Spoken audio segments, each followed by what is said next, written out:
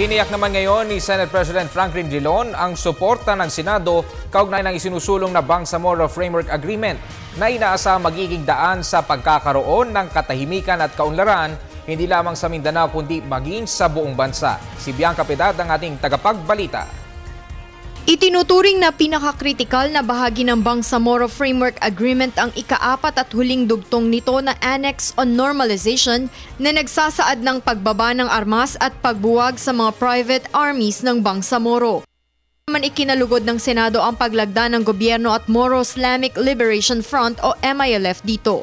Ayon kay Senate President Franklin Drilon, handang makipagtulungan ang Senado upang tuluyan ng matuldukan ng 4 na dekada ng kaguluhan sa Central Mindanao. Nakikiisa rin si Senador Teofisto Gingon III sa kasiyahan ng mga taga Mindanao. Ito aniya ay isang mahalagang hakbang tungo sa kapayapaan at katatagan doon, na kailangan ngayon sa pagsisikap na muling ibangon ang ilang bahagi nito na napinsala ng mga trahedya at kalamidad. Naniniwala din si Senador Coco Pimentel na ang kasunduang pangkapayapaang ito ay hindi lamang para sa Mindanao, kundi para sa buong bansa. Kung magtagumpay aniya ito ay makakamit ng inaasam na pangmatagalang kapayapaan, pagkakapantay-pantay at kaunlaran bilang iisang bansa. Naniniwala naman sina Senate Minority Leader Juan Ponce Enrile at Senador Antonio Trillanes IV na kailangan pag-aralan mabuti ang nakapaloob sa kasunduan dahil malaki ang magiging epekto nito sa kinabukasan ng bansa. We'll see. We'll have to study the problem very carefully. Because this is a very lasting impact on the future of this. It's a welcome development. However, we should approach this with caution dahil kailangan natin pag-aralan ng maayos lahat ng provision dun sa peace agreement to make sure na hindi ito mag-create ng mas malaking problema later on.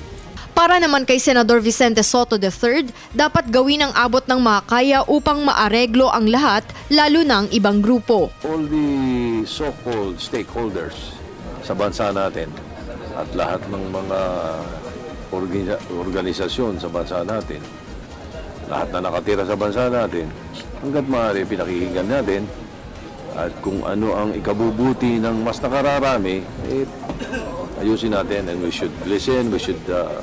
So itong pangyayari siguro maganda. We would like to congratulate the people behind the achievement. But then there is so much work to be done. Isinagawa ang makasaysayang paglagda sa pinakahuling dugtong ng Bangsamoro Framework Agreement noong Sabado sa Kuala Lumpur, Malaysia. Para sa telebisyon ng Bianca Piedad.